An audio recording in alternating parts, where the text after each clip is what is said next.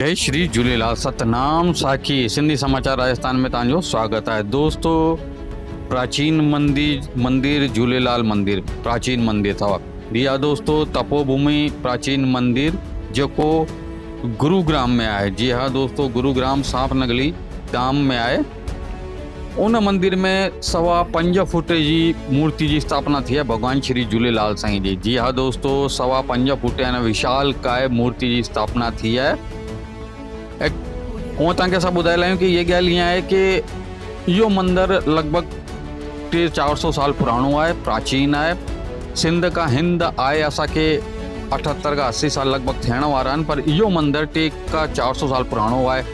गुरुग्राम सोहना में सांपनगली धाम में यो मंदिर स्थापित है। ऐं इते वरे का वठी पूजा हले पई भगवान श्री झूलेलाल साईं जी जल ऐं ज्योति जी।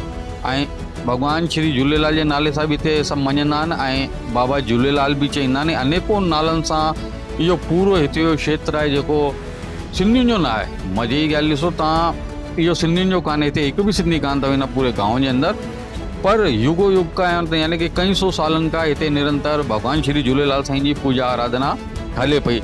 ऐं इन बारे में असांजे चैनल के पारां कई बार बुधायो वियो है, कई बार इन जा वीडियो अपलोड कया विया आहिनि प्राचीन झूलेलाल मंदिर तपोभूमि लाइ करे।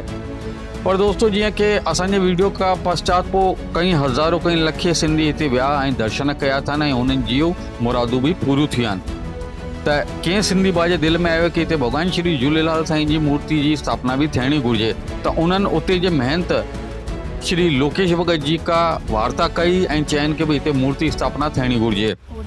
इन ॻाल्हि ते लोकेश भगत जी ऐं उन सिंधी भाउ जिन नालो असां तव्हांखे ॿुधाइण वारा आहियूं। जी हाँ दोस्तों, उन्हनि जो नालो अथव असांजे भाउ जो शिव कुमार नैनवानी।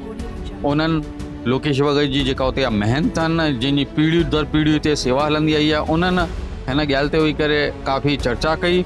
छोकी जो कोई प्राचीन मंदिर ठहियल आहे उते इहा जगह कान्हे कि किथे मूर्ति स्थापना थी सके, छोकी इहो मंदिर पहाड़नि ते आहे। त दोस्तों, ॿिन्हिनि मिली करे सलाह कई ऐं पहाड़नि जे पासे में हिकिड़ी जगह के पहाड़ कटे करे उते मूर्ति स्थापना थी है, जेकी असां तव्हांखे वीडियो माध्यम सां ॾेखारूं पिया। ॾाढो ई मनमोहक दृश्य अथव दोस्तों। प्राचीन मंदिर जे अंदर केतिरी न सुठी मूर्ति स्थापना थी आहे ऐं बक़ाइदा विधि विधान सां गॾु 5 खां 7 ॾींहं हिते प्रोग्राम हलिया आहिनि ऐं विख्यात पंडितनि द्वारा मंत्रोच्चारण सां गॾु इन जी प्राण प्रतिष्ठा थी। धन्य तपोभूमि वारा हुते गांव वारा ऐं धन्य आहे असांजो सिंधी भाउ जे इहा हिम्मत कई, हुते एतिरो सुठी मूर्ति स्थापना कई।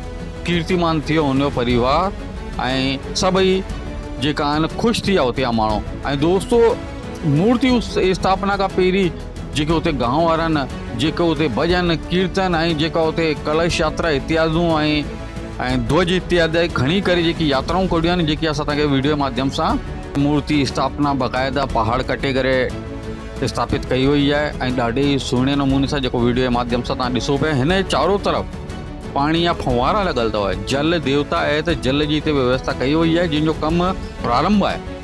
छोकी पहाड़नि जे विच में पाणी जो अचणु ॾाढो ॾुखियो आहे, त हुनजो बि कमु हले पियो ऐं बक़ाइदा हिते चारों तरफ़ा फुवारा इत्यादि। ऐं तव्हां मूर्ति ॾिसण केतिरी मनमोहक आहे, मंत्रोच्चारण सां गॾु हिन में बक़ाइदा प्राण अची विया आहिनि हिकु प्रकार सां। पहिरीं बि हिन मंदर में हिकु न ॿ न अभी तो हज़ारे लखे माण्हुनि जी मनोकामना पूरी थी आहे ऐं हाणे बि थींदी रहंदी। दोस्तों, इन मंदिर जे इतिहास जे बारे में ॿुधायूं त ही 300-400 साल लॻभॻि पुराणो आहे ऐं भारत जो इहो पहिरियों मंदिर आहे वरुण देव भगवान श्री झूलेलाल साईं जो। ऐं दोस्तों, इन गांव में जेकर तव्हां वेंदा त हिकु बि सिंधी न आहे। इन्हनि गांव वारनि जो चवणु आहे कि हिते चमत्कार त अक्सर थींदा ई रहंदा आहिनि ऐं लाल साईं जा बि हिकु न ॿ न कईनि खे दर्शन इत्यादि बि थिया आहिनि। तो दोस्तों, हिन मंदिर में हिकु दफ़ा तव्हां ज़रूरु वेंदा ऐं दर्शन कंदा। जेकर तव्हां एड्रेस जी ॻाल्हि करो त असां तव्हांखे कंप्लीट एड्रेस ऐं मोबाइल नंबर ॿई था ॿुधायूं। हिन मंदिर जो जेको स्थान आहे उहो अथव प्राचीन सिद्धपीठ श्री झूलेलाल वरुण देव तपोभूमि पावन मंदिर। इन जो एड्रेस अथव पावन नगली धाम सांपनगली सोहना गुरुग्राम हरियाणा।